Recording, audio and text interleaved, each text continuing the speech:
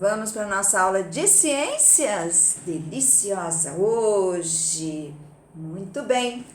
Olha aqui no nosso livro Ciências da Natureza. A nossa atividade hoje, olha, a explicação está na página 106, mas o desafio que nós deveremos fazer está na 107.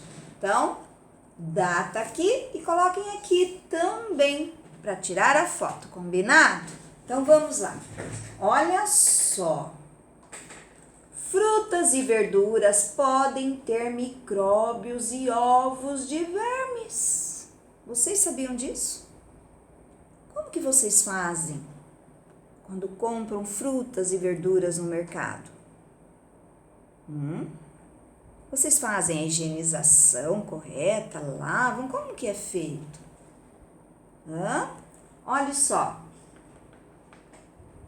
Pesquise o que devemos, olha lá, fazer antes de comer esses alimentos. Vou dar uma ajuda. Vou mandar um vídeo agora com a nossa nutricionista, isso, falando como a gente deve fazer para higienizar esses alimentos corretamente. Porque vocês sabiam, se nós não fizermos isso, podemos ficar doentes? Olha só essas frutas. Olha como elas devem ser higienizadas, crianças.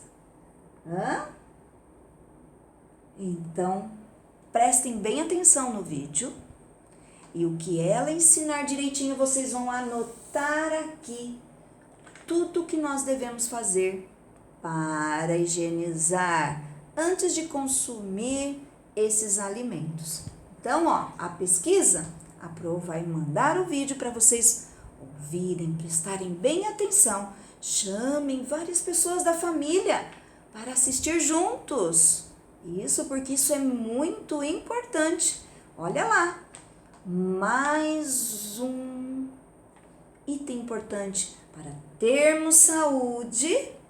Não basta comer esses alimentos, é necessário cuidar deles antes de consumir. E é isso que nós vamos aprender no vídeo, tá bem? Tudo que vocês aprenderem lá, escrevam aqui. Combinadinho? Olha lá, página 106, 107.